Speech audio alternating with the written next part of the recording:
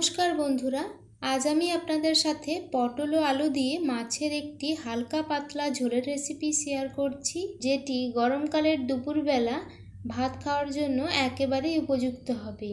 पटल ओ आलू दिए माछेर झोल এইভাবে একবার বানিয়ে দেখতে পারেন, খেতে যেমন সুন্দর হয় সঙ্গে কিন্তু হেলদিও হবে।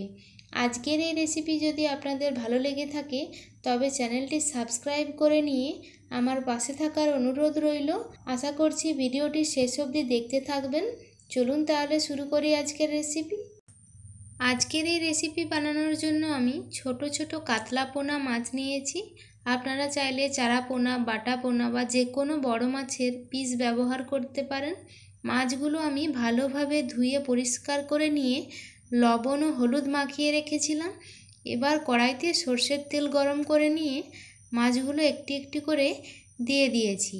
মাছগুলো প্রথমেই ভেজে তুলে রাখতে হবে।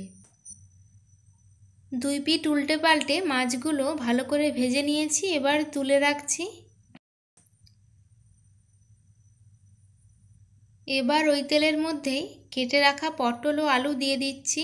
একটি পটল দুই পিস করে লম্বাভাবে কেটে নিয়েছি, আর পটলের মধ্যে অল্প একটু আধটু খোসা রেখেছি।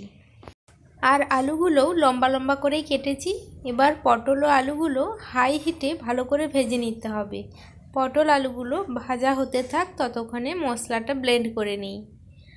একটা ছোট সাইজের পেঁয়াজ নিয়েছি, 4 কোয়া রসুন নিয়েছি, আর অল্প একটু 1 ইঞ্চির মতো আদা নিয়েছি। খুব বেশি মশলা ব্যবহার করছি না। আদা, পেঁয়াজ, রসুন একসাথে পেস্ট বানিয়ে নিয়েছি। পটল ও আলুগুলো ভাজা হয়ে গেছে মোটামুটি। এবার পরিমাণ মতো লবণ ও হাফ চামচ মতো হলুদের গুঁড়ো দিয়ে আবার একটুখানি ভালো করে ভেজে নিচ্ছি। পটল ও আলুগুলো ভাজা হয়ে গেছে, এবার অন্য একটি পাত্রে তুলে রাখছি। ওই কড়াইতেই আবার একটুখানি তেল দিয়ে তাতে তেজপাতা, শুকনো লঙ্কা, অল্প একটু গোটা জিরে ফোড়ন দিয়ে একটু রান্না করে নিলাম কয়েক সেকেন্ড। ফোড়ন থেকে সুন্দর স্মেল বেরোতেই আদা, পেঁয়াজ, রসুনের পেস্টটা দিয়ে দিয়েছি। আদা, পেঁয়াজ, রসুনের পেস্টটা অল্প একটু কষিয়ে নিচ্ছি। এবার হাফ চামচ হলুদ গুঁড়ো, 1 চামচ ধনের গুঁড়ো, হাফ চামচ জিরে গুঁড়ো আর অল্প একটু লঙ্কার গুঁড়ো ব্যবহার করছি। আপনারা চাইলে লঙ্কার গুঁড়ো নাও ব্যবহার করতে পারেন, বদলে কাঁচা লঙ্কা ব্যবহার করতে পারেন। এবার অল্প একটু জল দিয়ে মশলাটা বেশ ভালো করে কষিয়ে নিতে হবে। মশলাটা বেশ ভালো করে কষিয়ে নিয়েছি।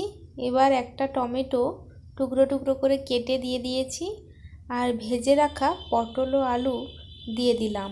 এবার একসাথে সব কিছু বেশ ভালো করে কষিয়ে নিতে হবে। কষানোর সময় গ্যাসের আঁচটা কমে রাখবেন।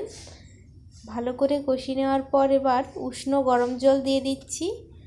যে কোনো রান্নায়, যে কোনো তরকারি বা ঝোলে উষ্ণ গরম জল ব্যবহার করলে স্বাদটা নষ্ট হয়ে যায় না, তরকারির স্বাদ অনেক বেশি ভালো হয়। পরিমাণ মতো লবণ দিলাম আর অল্প একটু চিনি দিলাম স্বাদ ব্যালেন্স করার জন্য। এবার গ্যাসের আঁচটা কমে রেখে ঢেকে রাখছি। 7-8 মিনিট পর আলু ও পটল বেশ ভালো সেদ্ধ হয়ে গেছে। এবার ভেজে রাখা মাছগুলো দিয়ে দিলাম, আর দিয়ে দিচ্ছি অল্প একটু গরম মশলার গুঁড়ো। এবার বেশ ভালো করে মিশিয়ে নিয়ে 3-4 মিনিট ফুটিয়ে নামিয়ে নিলেই তৈরি হয়ে গেল দারুণ সুস্বাদু পটল আলু দিয়ে মাছের ঝোল। পটল ও আলু দিয়ে এইভাবে একবার মাছের ঝোল রান্না করে দেখতে পারেন, খেতে কিন্তু দারুণ হয়। আজকের এই রেসিপি কেমন লাগলো জানাতে ভুলবেন না, এবং যদি এই রেসিপি আপনাদের ভালো লেগে থাকে তবে অবশ্যই চ্যানেলটি সাবস্ক্রাইব করে নেবেন পরবর্তী ভিডিও পাওয়ার জন্য। ধন্যবাদ সকলকে ভিডিওটি দেখার জন্য।